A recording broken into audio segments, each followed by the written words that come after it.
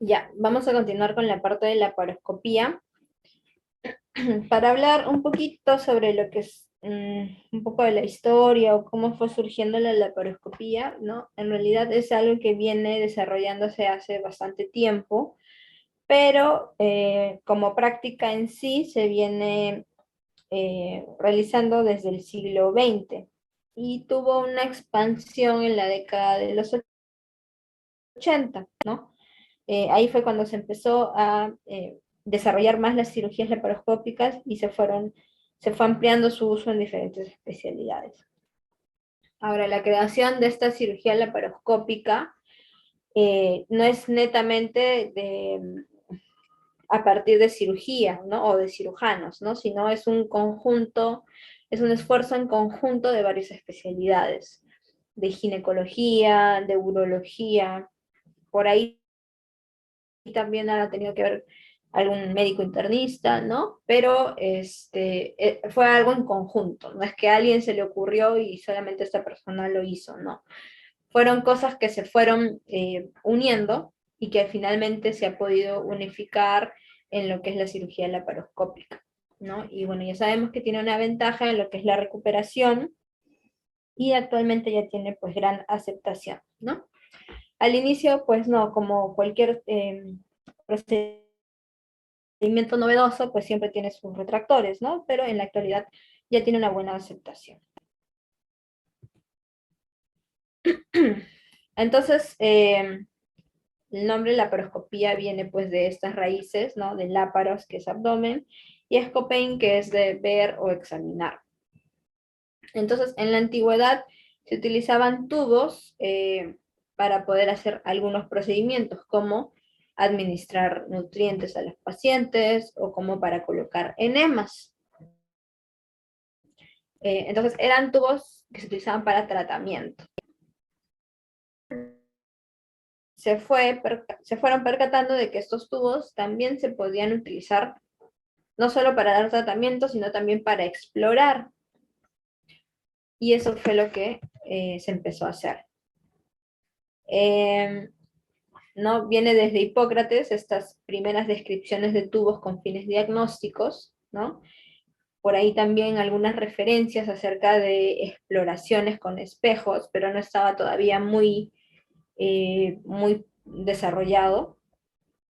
En Babilonia fue en que realmente ya se comenzó a utilizar espejos para reflejar la luz ambiental y poder explorar cavidades algo más profundas, ¿no? Donde la luz directa no llegaba apropiadamente, ¿no? Como a través del ano o a través de la vagina. Luego tenemos, por ejemplo, más o menos a finales del siglo X, un cirujano que describió el primer endoscopio, ¿no? Que en realidad era un culdoscopio, o sea, era un aparatito que servía para visualizar la vagina, ¿no? Después, más adelante, se empezó a utilizar una fuente luminosa, en este caso una luz de vela, para poder iluminar la zona que se estaba visualizando, ¿no? Entonces, todas estas zonas que se exploraban eran a través de orificios naturales, ¿no? Como la boca, la nariz, oídos, ¿no? Y más a profundidad como la vagina o el recto, ¿no? Eran orificios naturales de la persona. Más adelante, por ejemplo, hasta aquí no ha habido solamente una persona que hizo cosas, ¿no? Son pequeños detalles que iban ayudando a mejorar cada vez más, ¿no? Aquí fue un cirujano, pero aquí tenemos, por ejemplo, un urólogo. El urólogo mejoró el endoscopio, este aparatito que había hecho Bossini, este cirujano, y pudo realizar algunas cirugías urológicas endoscópicas, ¿no? Aquí tenemos un pequeño diagrama del aparato que pudo crear este urólogo. Luego tenemos a un ginecólogo que realizó la primera exploración del abdomen a través de una colpotomía, ¿no? Entonces ustedes saben que si nosotros llegamos al fondo del saco y hacemos un corte, ¿no? En la parte de la cúpula de la vagina, hacemos un corte, entonces ingresamos ya a lo que es el abdomen, ¿no? Entonces, él hizo esa primera exploración. Entonces aquí tenemos un urólogo, aquí tenemos un ginecólogo. Luego tenemos aquí un médico, que era un médico internista que estaba abocado a lo que era el estudio de la tuberculosis, ¿no? Y él hizo varios procedimientos que los llamó laparotoracoscopías, ¿no? En las cuales introducía un tubito, o sea, ya no usaba los orificios naturales que habíamos venido mencionando, ¿no es cierto? Ahora sí, él ya hacía una pequeña incisión en alguna zona y por ahí ingresaba un tubito pequeño que le servía para poder mirar. Entonces, lo hacía tanto en tórax como en abdomen, ¿no? Las zonas afectadas por la tuberculosis. Luego tenemos a este ginecólogo, que es el Janos Veres, ¿no? De ahí viene la famosa aguja de Veres, que vamos a ver más adelante. Y él describió o él creó esta aguja que se usa hasta ahora para poder establecer el neumoperitoneo, ¿no? La aguja se usa para poder introducir un tipo de gas a la cavidad abdominal y que con este nosotros podamos ampliar nuestra visión, ¿no? Porque la cavidad abdominal es una cavidad virtual, no es realmente una cavidad porque todo está pegadito. Recién cuando nosotros le metemos el CO2 o el gas, ahí recién se forma como una burbuja que nos permite ver. Entonces, si ustedes ven aquí, ¿cuál es la dificultad? ¿No? Que la persona o el médico tiene que sus aparatos, del aparato que esté utilizando para poder visualizar. Igual acá, ¿no? Igual acá, como ven en la imagen. Entonces, eso se hace muy poco práctico, ¿no? No es tan, no te permite hacer muchas cosas de esa forma. Entonces, en este caso, este médico de aquí lo que hizo fue crear los trócares, ¿no? Ya no solamente para visualizar, sino para ingresar algunos otros aparatitos. Por ejemplo, él lo que hacía es utilizaba unos trócares para introducir un cauterio, que es este, que tenía al final la punta caliente y con eso podía cauterizar lesiones cavitarias, por ejemplo. Luego tenemos este otro ginecólogo, que fue el que creó ya los trócares con punta roma, que se utilizan hasta la actualidad, ¿no? Y son los que se utiliza o son los que se usa para la laparoscopía abierta. Ya estamos entrando 80, donde ya se empezaron a realizar cirugías laparoscópicas en sí, ¿no? Por ejemplo, las primeras colecistectomías por estos dos cirujanos. Y aquí vemos una lista de todas las cirugías que se empezaron a implementar, ¿no? Como vemos aquí, 1800, citas básicas, luego 1900, ¿no? Y en 1980, 83 fue donde empezó el auge, ¿no?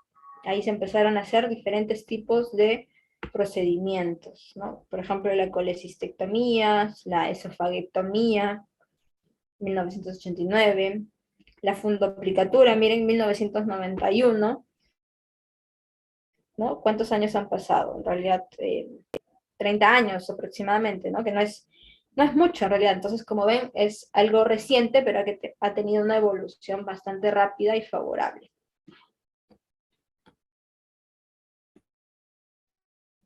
Ahora vamos a ver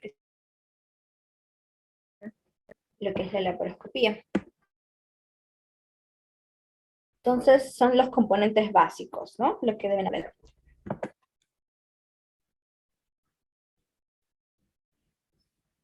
La laparoscopía se conoce como cirugía endoscópica o como cirugía mínimamente invasiva, ¿no? Ahora todos los procedimientos que son así endoscópicos, el que se utiliza una cámara, se les dice procedimientos mínimamente invasivo.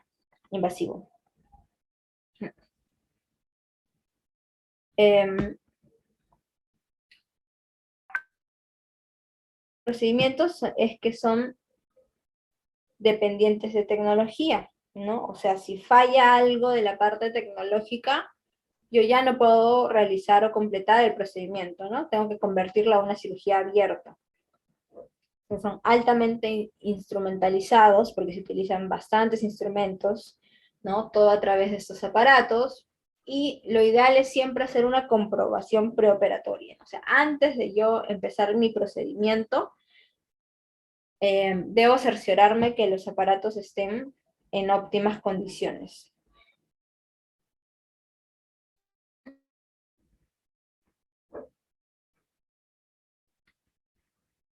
El personal debe estar bien entrenado, ¿no? Idealmente debe realizarse una curva de aprendizaje en, en aparatos de simulación o también conocidos como endotrainers, para después aventurarse y realizar estas cirugías en un paciente real. Entonces, para poder hacer una laparoscopía y algunas otras cosas. Son, por ejemplo, el bisturí ultrasónico, el argón, aspirador de humo, un sistema de reproducción,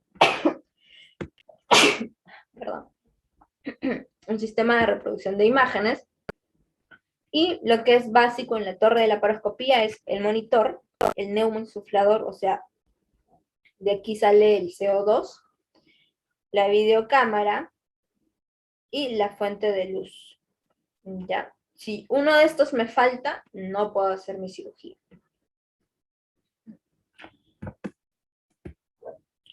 Entonces vamos a ver uno por uno, ¿no? Primero tenemos la cámara.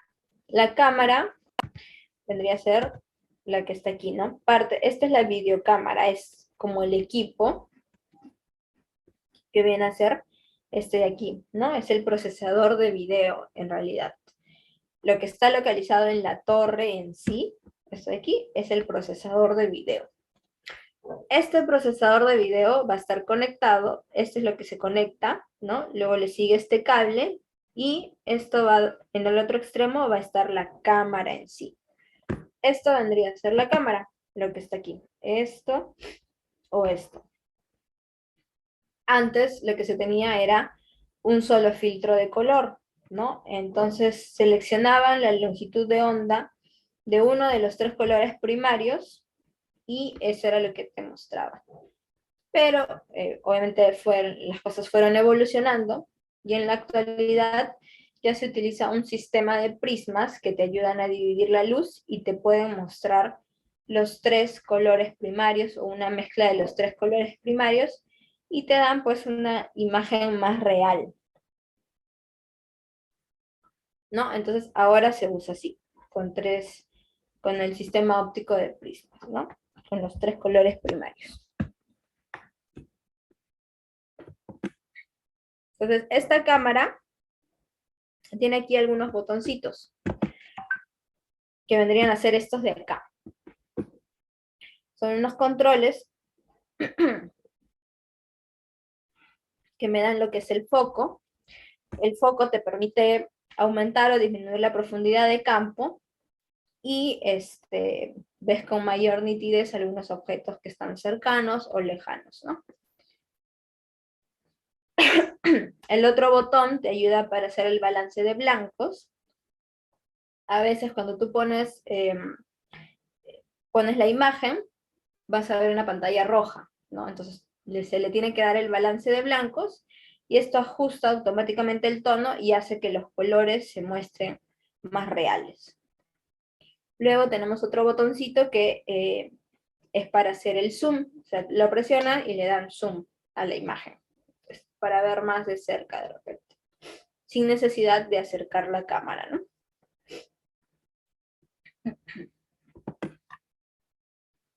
Ahora, esta cámara, no es que yo esto voy a ponerlo de frente al paciente, ¿no?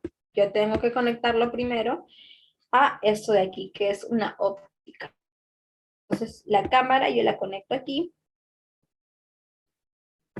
Esta cámara viene pues con su cable, ¿no? Y va al procesador de video que está dentro de la torre.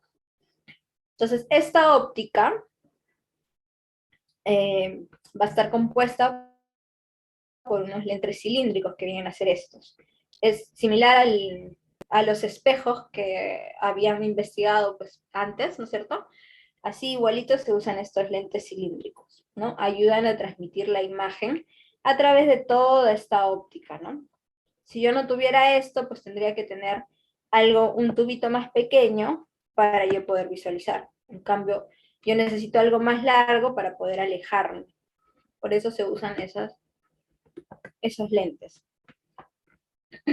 Ahora, dijimos que necesitábamos una luz, ¿no es cierto? Entonces, a través de esta óptica también ingresa la luz. ¿Por dónde? Aquí se le conecta un cable que se llama fibra óptica y a través de este cable va a ingresar los haces de luz. Van a viajar a través de este conector, a través también de la óptica, a través de la óptica, y van a llegar a la parte distal y van a poder iluminar todo el. Entonces la óptica se conecta tanto a la cámara como a la fibra óptica. Esta fibra óptica, también igualito, es como un cable que va a llegar a la fuente de luz. Y la fuente de luz es otra cosa, o otro aparatito que va a estar dentro de lo que es la torre. Perdón, un ratito.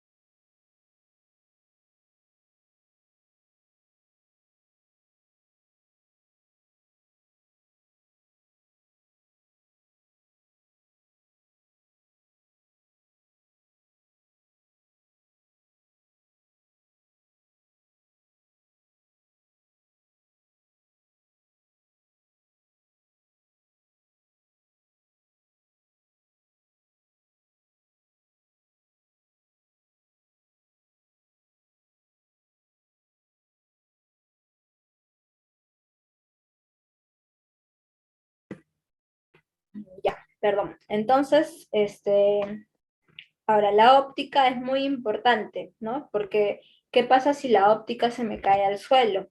Se me pueden romper estos lentes, son como bastante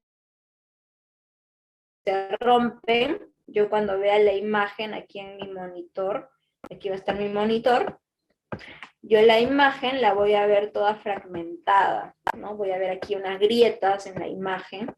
Entonces, lo otro que yo tengo que cuidar es la fibra óptica. Ahorita vamos a ver las características de la fibra óptica. Esto para ver, en la óptica en sí tiene diferentes angulaciones, por ejemplo puede ser 0 como está acá, puede ser de 30 como está acá, o puede ser de 45. Me sirve para mejorar un poquito la amplitud de mi visión. Y el diámetro también puede cambiar, puede ser de 5 milímetros, puede ser de 10 milímetros, también hay más pequeñitos de 3 milímetros. Y esto se puede esterilizar. La cámara se esteriliza, se puede limpiar, pero no se esteriliza. En cambio, la óptica sí. Luego tenemos el monitor, que es donde, ¿no? Actualmente ya son monitores de calidad, píxeles, ¿no? Se ve la imagen en HD, incluso tiene muy buena resolución. Y hay de distintos tamaños. Luego tenemos la fuente de luz, ¿no? Este es el aparatito que es la fuente de luz. Es la que va de donde va a salir la luz. Ahora, la luz actual es una luz, antes era una luz amarillenta, pero ahora es una luz más cercana a la luz solar, ¿no? Una luz blanca. Dura más y, bueno, cuesta un poquito más también, ¿no? Pero lo importante es que esta luz que se produce aquí en la fuente se transmite a través de esta fibra óptica. Es como un cable generalmente siempre es de color gris, es un cable, pero por dentro hay bastantes filamentos de vidrio, entonces son bastante delicaditos, igualitos. Si yo, por ejemplo, doblo constantemente esta fibra, así como que en 90 grados, puedo romper esos filamentos, y poco a poco va disminuyendo la intensidad con la que se administra la luz. Entonces, más filamentos rotos, menos luz. Y finalmente, pues voy a tener que desechar la fibra, ¿no? Tendré que comprar otra. Por eso también es... Entonces, esta fibra óptica es la que venía aquí. La que venía aquí. Y me daba la luz.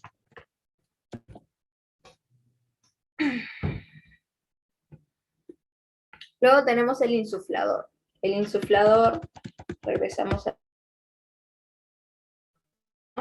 la fuente de luz, que ya habíamos hablado, y luego el insuflador, un neumoinsuflador. Ese es, vendría a estar representado aquí por este cuadradito. En uno de los extremos, por la parte posterior, se va a conectar un tubo de CO2. Por ahí va a ingresar el CO2, ¿no? Entonces, ingresa este aparatito que es el insuflador, y el insuflador se va a encargar de regular la presión, regular el flujo, con estos controles que ven aquí en la parte delantera, y a través de este, que vendría a ser el filtro, la conexión, perdón, a través de esta conexión va a salir el CO2. Aquí se va a conectar la manguera, ¿no? Que a veces le colocamos filtro o a veces no, y esta manguera se va a conectar a los trócares y va a mandar el CO2. Entonces, estos son los controles un poquito más de cerca. Lo básico es el flujo, que está delimitado por lo que es litro por minuto, y el otro que es la presión, que está delimitado milímetros de mercurio, ¿ya? Presión en milímetros de mercurio y flujo en litros por minuto. Entonces, esto es lo que yo voy a ir modificando, regulando, según la cirugía o según mi paciente, ¿no? En cirugías abdominales se utiliza un flujo entre 8 y 10, y una presión entre 12 y 15 más o menos.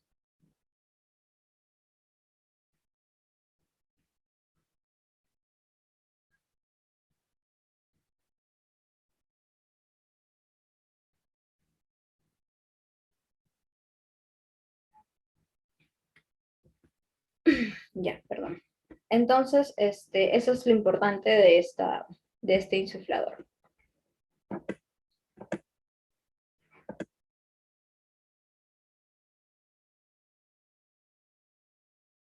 Quirúrgica de coagulación y corte, ¿no?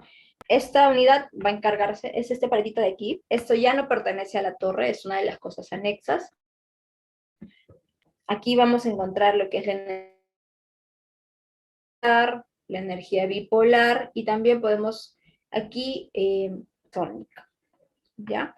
Recuerden que la monopolar necesita siempre una placa para cerrar el circuito. El bipolar no necesita la placa y el ultrasónico tampoco. Luego tenemos el grabador de imágenes, este también es opcional. Nos sirve para, como su nombre lo dice, grabar las imágenes y poder visualizarlas después. Si yo no las grabo, la veo en el monitor, todo bien, acaba mi cirugía y ya nunca más las vuelvo a ver. Pero si yo las grabo con este aparatito, las puedo guardar en un USB o en un DVD y las puedo reproducir luego en mi computadora. Luego tenemos el sistema de aspiración. En la laparoscopía es particular porque el sistema de aspiración me sirve también para irrigar, ¿no? Esta cánula me sirve tanto para irrigar, o sea, meter cloruro, como para aspirar. Con este botoncito, si yo presiono este botón de aquí, irrigo, y si presiono este botón de aquí, aspiro, ¿no? Por eso tiene varios tubitos aquí a lo largo. Uno se conecta al aspirador, al canister, y los otros dos se conectan al cloruro. Esta viene a ser la aguja de Veres, ¿no? Recuerden que habíamos hablado un poquito de esto en la parte de historia. Entonces la aguja de Veres tiene aquí un pequeño mecanismo, digamos, de seguridad, ¿no? Tiene una parte de rombo y una parte fina o puntiaguda. Usualmente la parte roma está escondida, y cuando nosotros colocamos la aguja, como ven aquí, la parte puntiaguda es la que hace el corte o la incisión, y una vez que se vence la presión de la aponeurosis, aparece esta punta roma, para evitar que se lesione alguna estructura inferior, ¿no? Pero aún así, a pesar de este mecanismo, si nosotros aplicamos mucha fuerza y le ganamos a este mecanismo en rapidez, podemos lesionar intestinos, ¿no? Entonces, este extremo está aquí, en la parte distal. Esto viene de acá. Ay, perdón. Esta puntita es lo que está aquí. Y el otro extremo parece como una llave de triple vía, como ven acá. Muevo esto y se cierra, lo pongo paralelo y se abre. Entonces aquí conecto mi manguerita que administra el CO2, ¿no?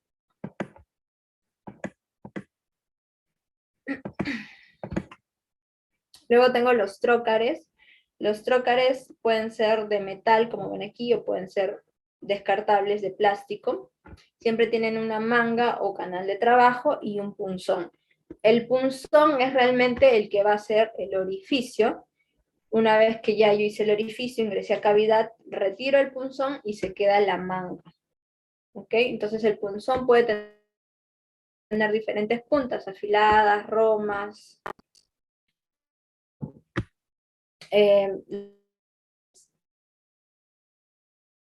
Parte superior, ¿no? Que evita que se el CO2. O sea, las válvulas, como ven, son hacia adentro, entonces permite que ingrese la pinza, pero una vez que sale la pinza se cierra la válvula y evita que se escape el CO2. Hay diferentes tipos de trócares. Vean, este tiene como unos tornillos, ¿no? Como unas ranuras, que es similar a un tornillo, que evita pues que haya mucho deslizamiento del trocar, porque ese es el problema cuando son trocares lisos, se deslizan hacia adentro y hacia afuera, ¿no? Entonces dificultan un poco la cirugía. Hay otros que tienen aquí como un baloncito en la parte distal, tú lo inflas y ya también evita que se esté saliendo el trocar, ¿no? Por ejemplo, se infla, se infla con aire.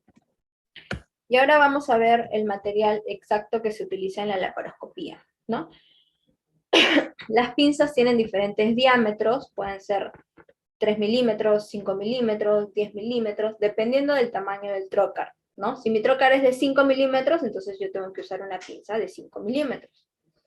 La longitud también puede variar, puede ir desde, no sé, 15 centímetros hasta 40 centímetros, ¿no? Tengo un paciente grande, gordo, entonces yo necesito una pinza más larga. También pueden ser reusables o descartables, o las que se mandan a esterilizar. Y estas pinzas van a simular muchas de las cosas que hacemos en cirugía abierta. Entonces, para dar lo que es la electrocoagulación o la energía monopolar, nosotros usamos esta pinza que se llama hook o pinza de gancho. Hay de dos tipos, una que es no protegida y otra protegida, ¿no? La no protegida, si ustedes ven, toda esta parte de metal puede quemar. Yo estoy quemando de repente con mi punta, pero si esta parte está chocando un asa intestinal, ya la quemé.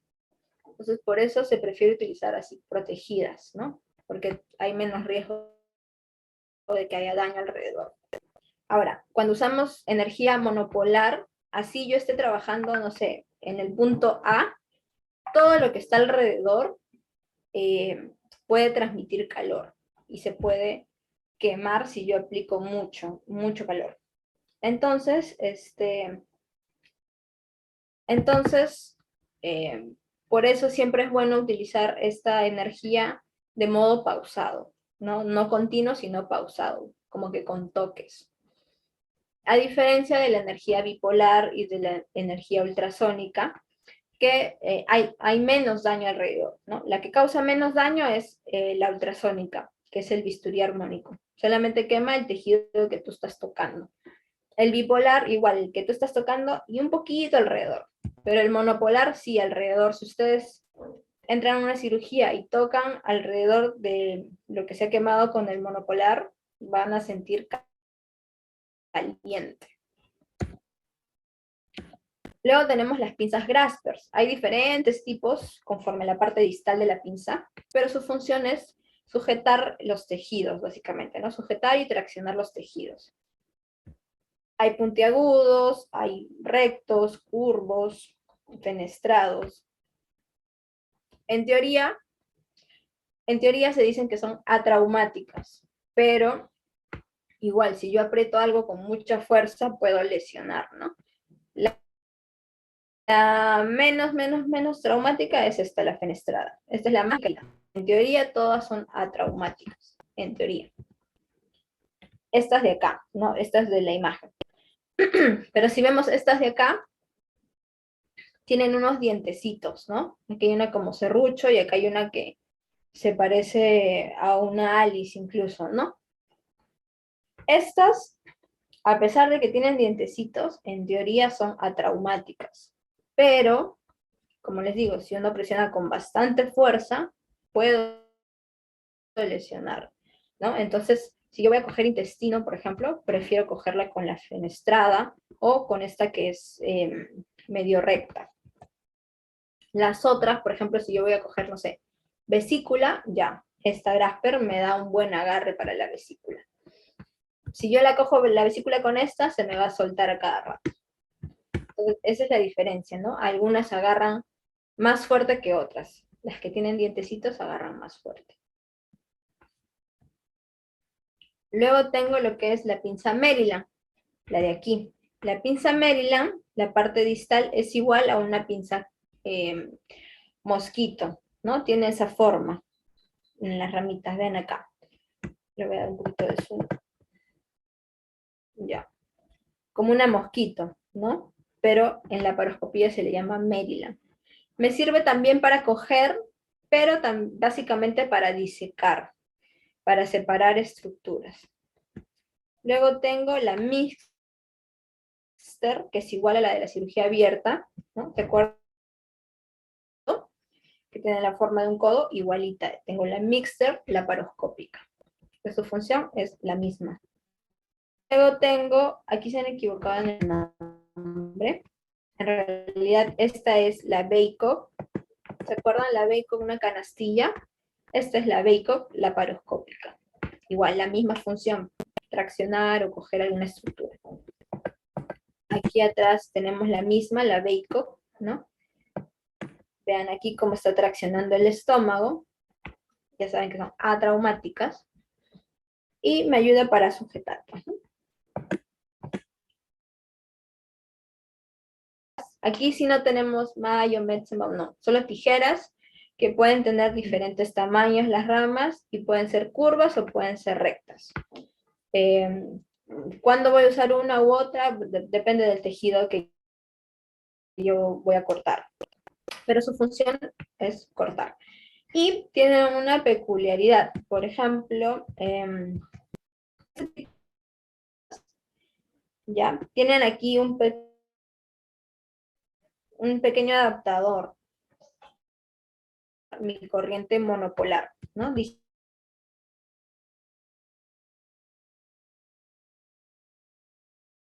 Una peculiaridad adaptador, colocar aquí mi es una pequeña característica diferente, ¿no? Aquí, por ejemplo,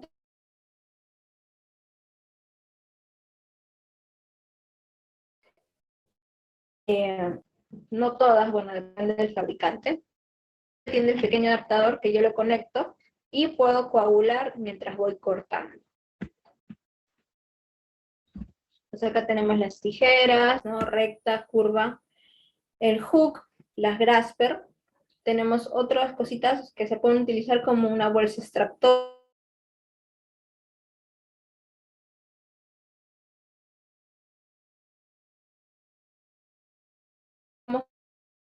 Pueden ser o de metal, o sea que se reutilizan, o de plástico, que son de casa.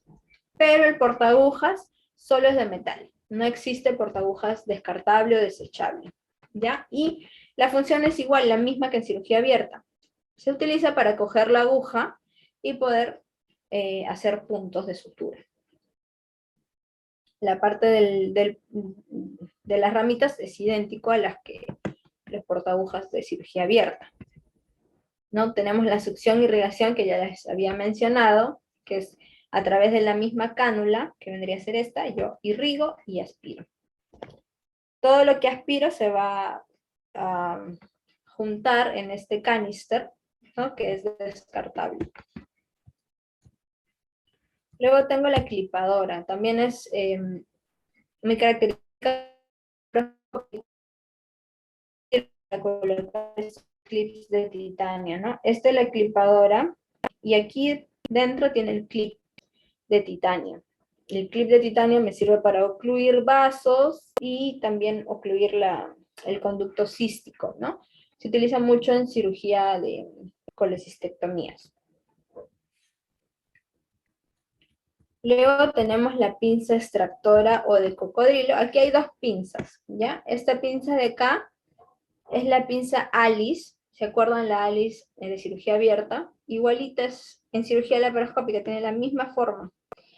Y en cocodrilo es aquí un poquito diferente. Se parece a la Alice, pero es un poquito diferente. ¿Ya? Si ven aquí tiene como unos colmillitos.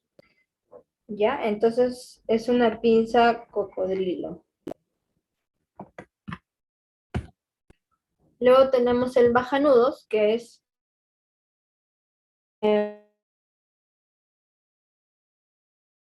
básicamente sigue a su nombre, ¿no? Nos sirve para bajar nudos.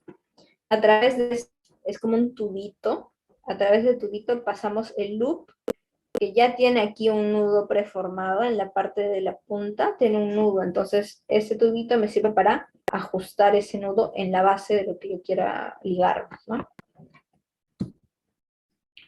Este es un punzón que se utiliza bastante igual en cirugía de vesícula. A veces la vesícula está tan llena de líquido que se pone tensa y yo no la puedo sujetar. La sujeto y se suelta. Entonces se me hace difícil la cirugía. Entonces yo introduzco este punzón, punzo la vesícula y aquí en el todo lo que está en la vesícula, ¿no? Entonces así ya se hace menos tensa y yo la puedo manipular. Luego tengo la pinza de Olsen, es más particular, también es para cirugía de vías biliares, ¿no? Yo puedo, a través de esta pinza pasa una cánula y yo puedo ingresarla al conducto para poder colocar luego por ahí un poco de contraste y hacer una colangiografía. Aquí hay separadores. Abierta, en la laparoscopía también hay separadores. Este, por ejemplo, se coloca a través del trocar y una vez adentro se abre como un abanico y tiene aquí varias manitos, ¿no? Son separadores hepáticos. Así como se ve acá, ¿no? Hay otros que son percutáneos, o sea, no lo pongo a través del trocar, ¿no? Sino de frente punzo la piel, paso esta cavidad y lo abro y se forma aquí como un corazoncito, ¿no? Y eso me ayuda también a separar el hígado. Aquí tengo las suturas mecánicas, pero son muy prácticas también en cirugía laparoscópica, ¿no? Cuando queremos cortar, por ejemplo, intestino, esto nos ahorra bastante el tiempo operatorio, ¿no? Porque este corta, pero a la vez cierra también, corta y sutura. Entonces hay diferentes longitudes, diámetros, grosores, dependiendo del tejido que voy a trabajar. Luego tengo esta sutura que también es grapadora, pero es una sutura circular, ¿no? Por ejemplo, se utiliza para suturar colon y recto, porque es una zona de más difícil acceso. Entonces, también hay en cirugía abierta, también hay en cirugía laparoscópica, y igual de varios diámetros diferentes, ¿no? Entonces, como ven, todo lo que se usa en cirugía abierta ya se ha creado prácticamente para cirugía laparoscópica. Aquí tenemos, por ejemplo, lo que son los monopuertos, ¿no? Normalmente para hacer las cirugías laparoscópicas nosotros usamos 3 o 4 puertos, pero para cirugía laparoscópica se creó esto que es el monopuerto con la intención de hacer menos incisiones y que sea más estético. Entonces todas las pinzas se meten por un solo puerto. Este, por ejemplo, es un trocar que tiene al final un balón que te puede ayudar a disecar entre ciertas capas, ¿no? Por ejemplo, entre el peritoneo y la aponeurosis. Hay algunos materiales como son los retractores de pared abdominal que nos sirven, por ejemplo, en pacientes que no tengan, que no se les pueda colocar CO2 por uno u otro motivo, y yo necesito de todas formas hacer la cirugía. Entonces yo pongo este retractor, lo levanto hacia el cenit, me va a ayudar a crear la cavidad. Muy bien. Entonces, eso es en cuanto a los instrumentos básicos de la paroscopía. Aquí, por ejemplo, para que vean un poquito de lo que es la posición de los trócares.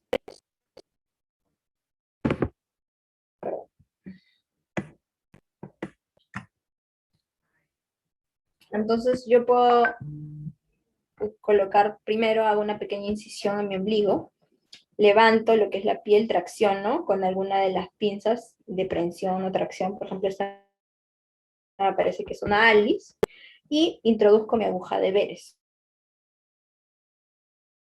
El CO2, creo mi cavidad, está creada la cavidad, introduzco el trocar, retiro un son y nuevamente conecto al trocar el CO2 y ya por ahí puedo introducir mi óptica, ¿no? La primera cosa que se introduce siempre es la óptica, para poder mirar. ¿Ven? Acá está introduciendo la óptica y aquí se ve. Luego introduzco los otros puertos alrededor. Por ejemplo, aquí hay uno en flanco, en ambos flancos está. Y estas son las posiciones que yo puedo adoptar para hacer procedimientos, ¿no? Por ejemplo, la posición francesa, la posición americana para una colecistectomía. El cirujano está entre las piernas, en la americana el cirujano paciente. Es la disposición de las personas alrededor del paciente. Cirujano, ayudante. Cirujano, ayudante al frente del cirujano. Aquí no sé cómo. El instrumentista siempre está frente al cirujano. Ya en la laparoscopía, eso sí se modifica. Esta es la diferente colocación de puertos. Puedo colocarla así como casi como siguiendo una línea oblicua, o puedo colocarla así formando un triángulo. Esta es otra forma de colocar los puertos. Va a depender del cirujano y cómo se acomode al paciente, y también la forma en donde está la vesícula, ¿no? A veces la vesícula está aquí, ¿no? Aquí bien pegada, o a veces está más acá.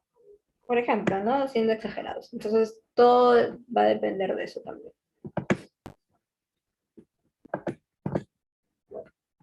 En cirugía de vesícula siempre hacemos que el paciente adopte una posición Fowler y con un lateral a la izquierda para que despeje la vesícula.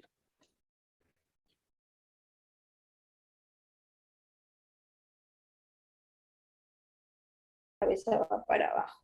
Y la posición de los trócares es a nivel pélvico. Igual para apéndice también, los trócares es a nivel pélvico.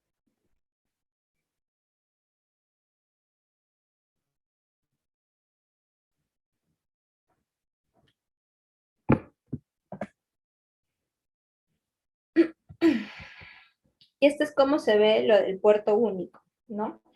Este es como usualmente se trabaja con varios puertos en diferentes zonas, y este es el puerto único, ¿no? A través de una sola incisión, perdón, a través de una sola incisión ingresan eh, todas las pinzas.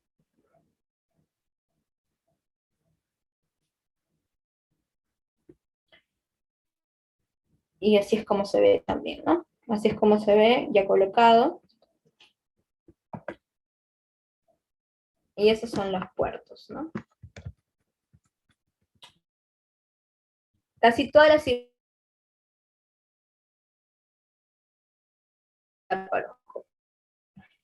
Solamente hay algunas cosas que no se pueden, por ejemplo, no sé, obstrucciones intestinales, pero que el paciente esté súper distendido, ahí no me va a dar espacio para yo poder trabajar la laparoscopía. Tumores igual, ¿no? Extremadamente grandes, que tampoco me dé espacio para trabajar con laparoscopía. Pero después, en todas las especialidades se está utilizando, ¿no? Cirugía general, urología, ginecología, tórax también, ¿no? Para hacer cirugías a nivel torácico también se está utilizando, y eh, inclusive cabeza y cuello también se está utilizando cirugía mínimamente invasiva. Entonces, en todo se está implementando, porque obviamente tiene más beneficios, ¿no? Hay algunas contraindicaciones que se pueden tener en cuenta. Por ejemplo, si un paciente está inestable hemodinámicamente, no puedo operarlo con la laparoscopía, ¿no? Tiene que ser. Es más rápido, en realidad, es más rápido acceder a la cavidad, es más rápido poder detectar, es el problema. Como les dije, en obstrucciones que estén muy distendidos, no se puede, ¿no? Coagulopatías no corregidas, también idealmente evitar hacer la laparoscopía, porque si yo tengo un sangrado me va a ser más difícil poder detenerlo.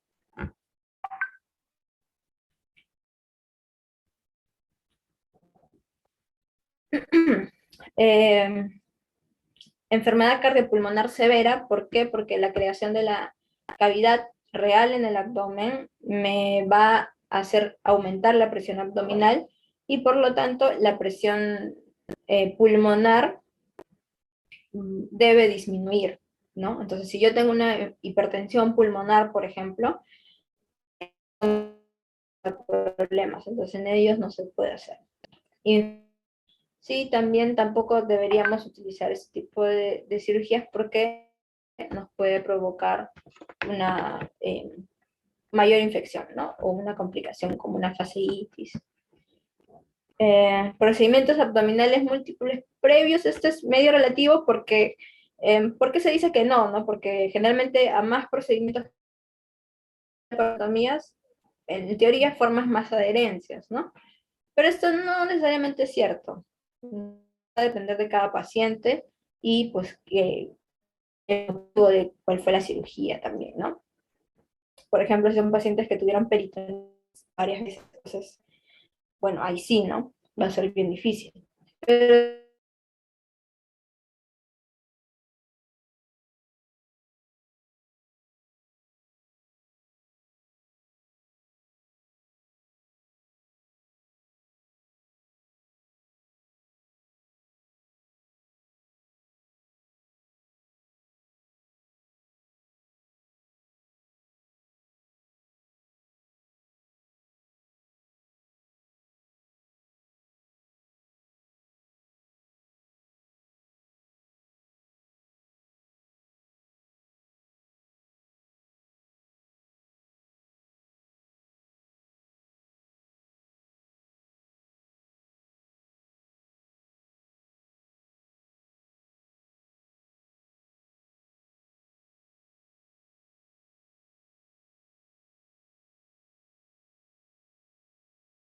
entonces, esa es media relativa. La otra contraindicación que estaba por ahí era un embarazo de tercer trimestre, ¿no? Esa sí, definitivamente, me puede dificultar la laparoscopía porque el útero está por encima del ombligo, ¿no? Como ustedes saben. Entonces, si mi primer trocar, que es la óptica, entra en el ombligo, yo voy a tener mucha probabilidad de lesionar el útero al introducir ese trocar. Entonces, definitivamente no voy a poder, ¿no? Si está en primer y segundo trimestre, sí, me dan la facilidad para poder operar, pero en tercer trimestre sí, no. Ok, muy bien, entonces eso era en cuanto a la laparoscopía, ¿ya? Entonces, para el día del examen, chicos, algunas recomendaciones para que no tengan problemas, como ustedes no han tenido ninguna práctica mm, eh, presencial. Justo el grupo anterior me preguntó si yo les podía dar como que un pequeño repaso previo al examen,